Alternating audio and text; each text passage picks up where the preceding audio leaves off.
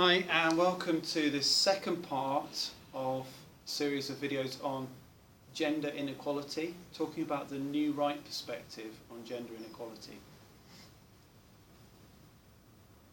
This is Phyllis Schlafly. Phyllis Schlafly was an outspoken critic of feminism, and she's part of the new right. So we'll talk about her views in a moment.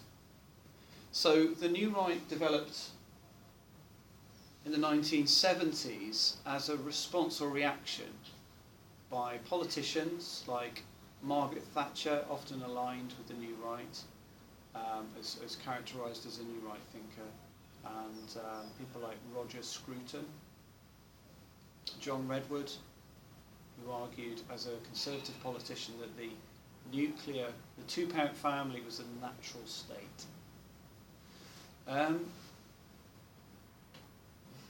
They're often described as neo-functionalists because they're a new version of the functionalist view, which was a reaction to views that came before the new right, including Marxism and feminism, which were highly critical of the nuclear family and the way in which women were seen as controlled.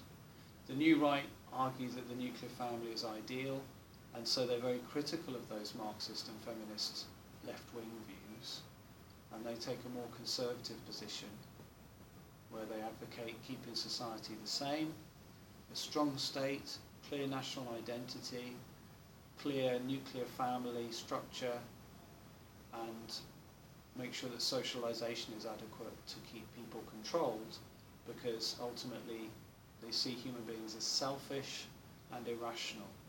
Remember, this is they take a Hobbesian perspective on human nature, so they think we're naturally selfish and so we need to be controlled.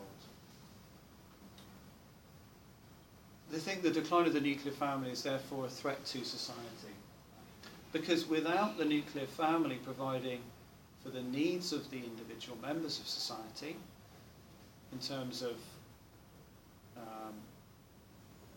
sexual satisfaction of the libido of the male and female adults, the education of children, the economic support in terms of food and shelter, the reproduction of the next generation of the family. Without those functions being catered for, those needs being catered for by the functions of the family, the society will not survive. They are concerned about children who are wild or out of control because they're not properly brought up. Phyllis Schlafly said that the loss or a critique of marriage was a fantasy, and that reality for women was marriage and motherhood are the most fulfilling roles for women. Anything else is a fantasy. The idea of a career woman is an illusion, a fantasy and a dream, and it doesn't match up with reality. So this kind of view could be used to criticise feminists, to say that they overplay the cultural, social construction of gender roles, the way in which we learn gender, and that's seen as underplaying the biological reasons for social roles, that it suits us to have different roles as males and females. Let's evaluate the new right perspective on gender inequality.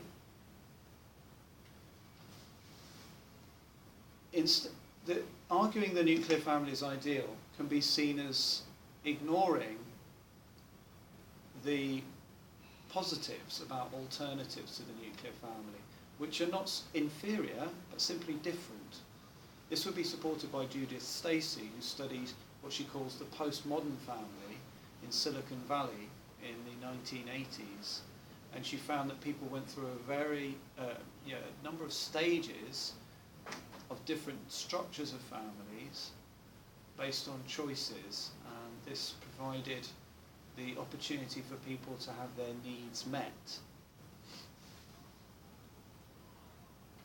The new right are criticised for ignoring the dark side to family life. Gender inequality in the family is exploitative of women, and this would be supported by feminists like Greer and the Marxists like Engels, would support the critique of marriage. Obviously the functionists would be supported by the new right. Naturally the functionists think the same views as the new right, so would support the view that the nuclear family is ideal and functional. But the new right could be seen as fundamentally ignoring the changes in society. We have a feminization of the labour market. We've increasingly seen a challenge of traditional gender roles, which are seen as harmful. For example, there's a book called Crisis of Connection, which states that we have a thin culture which tends to assume that men cannot feel and women cannot think, and it's applied to boys and girls. And so if we overplay biological determinism, we ignore the construction of gender and how it limits freedom, which essentially the new right would support biological determinism, so they can be criticised by social constructionists like feminists and so on. They also take a rose-tinted view of the past, so they're very positive about the history of the family being a nuclear family in the past, but in reality families were not nuclear families, they were often single-parent families. People experienced abuse and exploitation because of the problems with the nuclear family as well, the dark side in the past. And the reason why the divorce rate has risen so much since divorce was made easier is because women were dissatisfied with marriage, according to Germaine Greer. So I hope this has been useful. If you have questions about this, please email Daniel_Butcher@hotmail.co.uk.